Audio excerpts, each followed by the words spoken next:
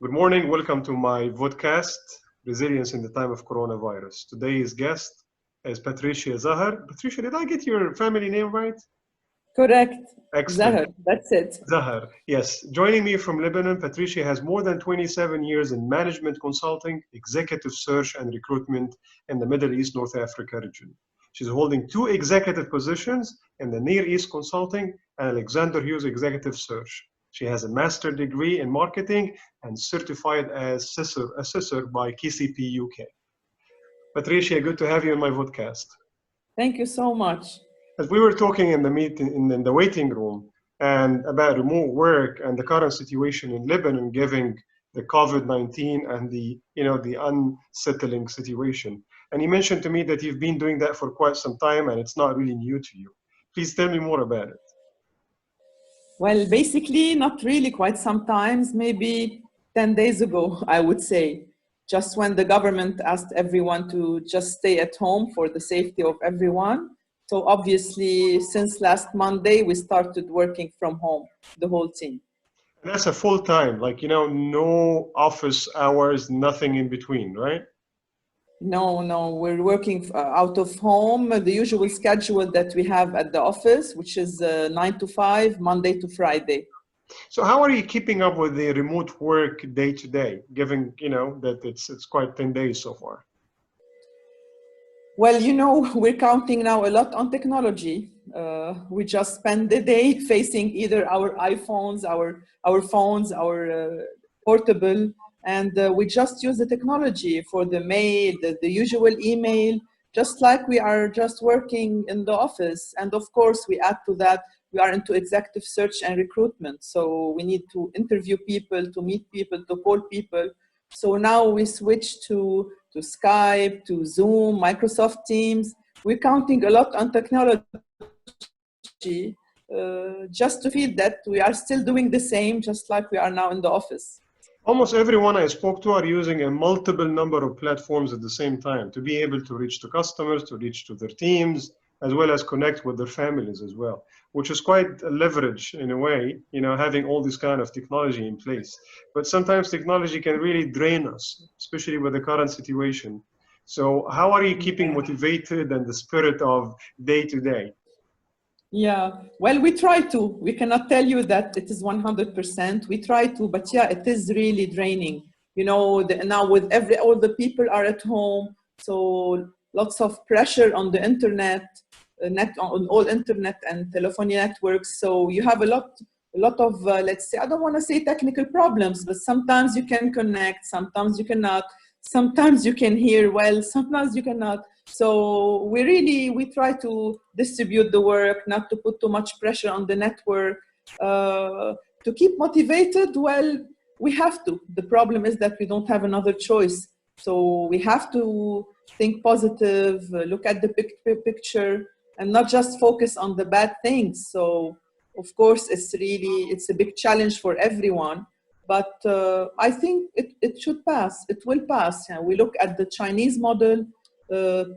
Now positively. Before that, it was really a big panic for us. But now we have to be resilient. We don't have another choice. Indeed, yes, we need to be resilient. We have no other choice. And I guess this is coming to learn us a big lesson. So, in your field, given it's a consulting company and executive search, video conferencing is not new to you. But, for some destinations, it seemed to be quite difficult to connect with customers. So are you back to basics using phone calls, or what do you do? No, it's important for us to see the human interaction. So we try by all means, to see the candidate, to see the client. Of course, for the client whom we already know, okay, sometimes we can just count on the phone calls. But when it comes to candidates, we will do everything to see the candidate. Imagine now, if I don't see you, you don't see me. There is a big difference, because we really assess everything, it's not just the CV or the communication skills. We have to see this human interaction. We have to assess every single detail in this interview. So just to make it as real as possible, the image has to be there. So if let's say Zoom does not work, we switch to WhatsApp. with the video call. If not, we go to Skype. We will find a way. As you said, we have so many means, so many options. One will work ultimately. Yeah, certainly. Some of the organizations I contacted lately to just, gauge and understand what's happening with them, they're kind of like struggling totally in managing people remotely. Right. And giving, what happened all of a sudden, I don't think this is the last thing for humankind to confront. And for them to be able to ready for the future, what do you think organizations can do?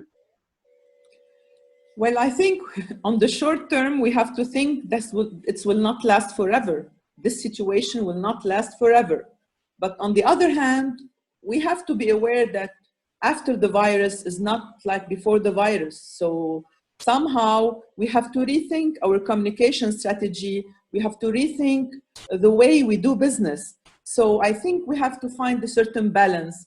One way to count a bit more on technology, a bit more than before, and at the same time think positively that maybe in one week, 2 weeks, 1 month, everything is going to get back to normal.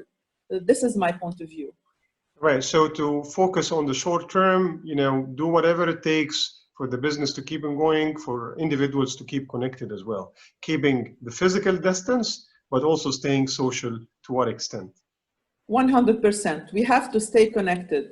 For us at NECG and Alexander Hughes, we have to stay connected as a team internally and externally with both our clients and our candidates. Everybody now needs everybody. So really we cannot just stay isolated and shut down everything and just wait. This is gonna cause really, I don't wanna say maybe a depression or a sense of isolation that we are not accustomed to that. So yes, as you said, we have to find a way to stay connected both internally and externally. As you said, we need each other to stay alive. So that's giving. Patricia, thank you. Of course, this is the first priority now. Indeed. Thank you so much for your time. I appreciate your insights and look forward to having you in my next podcast as well. Thank you so much, Wael. I appreciate it as well. Thank you.